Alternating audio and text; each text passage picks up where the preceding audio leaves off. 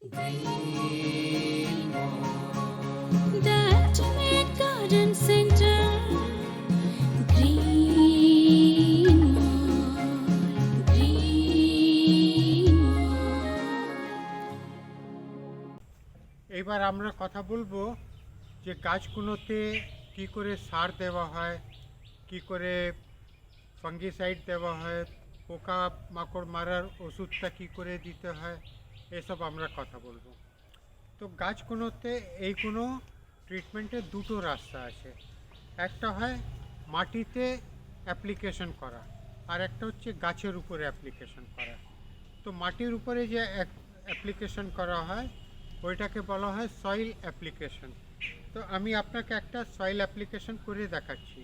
Soil অ্যাপ্লিকেশনের rule কি হচ্ছে যে গাছ থেকে তার 3 গুণ দূর থেকে আমরা একটু মাটিটাকে খুঁজে নিব, আর মাটিটাকে খুঁজে ওইখানে আমরা একটা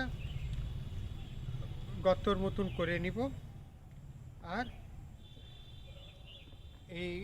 এইরকম একটা গর্ত করে, কেন এই এরিয়া থেকেই শেকড়গুলো যার সার নিতে হয় নিবে, উপর থেকে তো নিবে না, একটু নিচের দিকে আর দূর থেকে।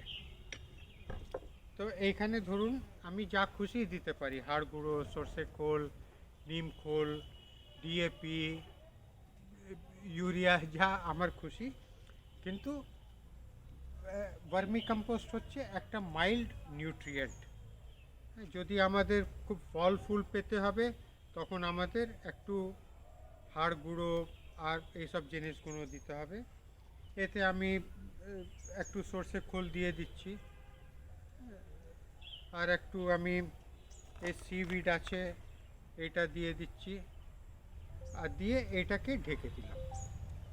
আর ঢেকে দেওয়ার পরে এটাতে জল দিয়ে দিলাম। আর জল খুব বেশি দিব না, লিমিটেড দিব, যে ওইটা ধুয়ে না চলে যায়, এই জল দিয়ে দিলাম। এইটা হয়ে গেল। এবার হচ্ছে ফোলিয়ার স্প্রে। ফোলিয়ার স্প্রেতে কি হচ্ছে, আমরা এরকম স্প্রে নিয়ে ছোট বড় যেরকম আপনার দরকার হবে, ধরুন এটা হচ্ছে অর্গ্যানিক সিউইড এক্সট্র্যাক্ট। এটা প্লান্টের গ্রোথ, রং, ফুল সব বাড়ায়। তো এটাকে আমরা নিয়ে এরকম স্প্রে করে দিতে পারি পুরো গাছে, পাতায়, ডালে।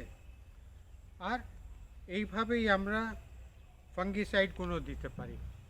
এই বেবিস্টেন আছে, সাফ আছে, এসব বিভিন্ন রকমের ফাঙ্গিসাইড আছে, জিনিস একই আছে, আলাদা কোম্পানির, আলাদা রেপুটেশন, আলাদা দাম, এইসব জিনিস আছে।